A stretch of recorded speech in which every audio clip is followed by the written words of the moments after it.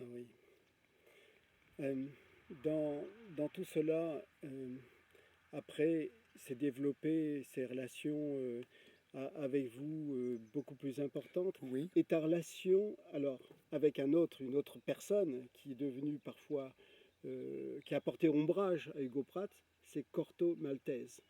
La bande dessinée pour toi, qu'est-ce que c'était avant Pratt? Qu'est-ce que c'est devenu avec Pratt, Corto Maltese? C'est-à-dire que Corto Maltese est une sorte d'application de la littérature dessinée qu'a engendré Hugo Pratt. Il a inventé la littérature dessinée. Il y a des textes assez longs qui sont tous des textes totalement littéraires, qui en plus sont puisés dans la littérature, mais pas de la littérature simplette, de la littérature de bon acabit.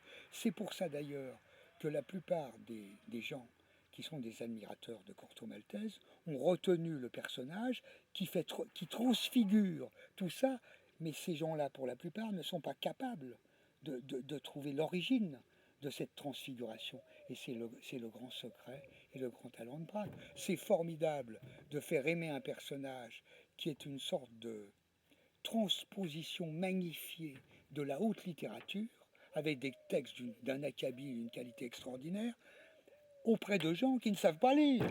Oui. Pratiquement. C'est- Je ne parle pas de tout le monde, mais je parle de beaucoup. C'est un peu comme les types qui se baladent avec un uniforme et qui connaissent pas, qui sont une bande de réformés permanents et qui ne savent pas du tout ce que ça veut dire. Moi, je trouve quand même que la moindre des applications de la curiosité humaine consiste à connaître la signification des symboles que l'on porte sur soi.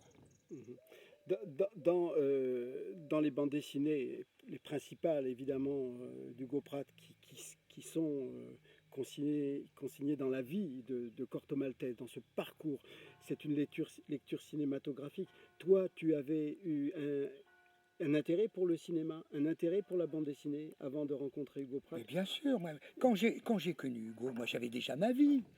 Ben, je sais bien. J'avais ma vie, Mais et une à la vie de limite, j'aimais. soldat aussi avant. Oui, oui, mais bien sûr. Moi, j'étais un ancien combattant à 20 ans. Mais bon, c'est un statut arbitraire également, puisque j'ai fait, moi, mon service militaire dans les troupes sahariennes, qui s'appelaient les CSPIMA, Compagnie saharienne portée d'infanterie de marine, mais j'étais un méhariste à roulettes. On montait sur des dromadaires, je sais bien qu'on dit chameau, et qu'on ne dit pas dromadairiste, mais bon, on montait à dos de chameau avec une bosse uniquement pour les cérémonies officielles. On était d'ailleurs assez maladroit, puisque heureusement qu'après, j'ai eu l'occasion de faire des méharées sérieuses dans les pays où les chameaux étaient, le- étaient la singularité de ceux qui transbordaient du matériel, des vivres, des idées et tout ça.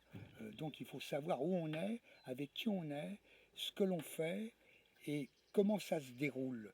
Avec Hugo, ce qui était formidable, c'est qu'il était capable d'apporter des éléments de cette transfiguration à un tel niveau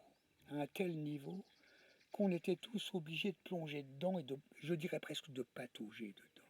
On patauge dans la littérature. Et c'est extraordinaire d'en être là. Alors évidemment, il n'y a pas que la bande d'analphabètes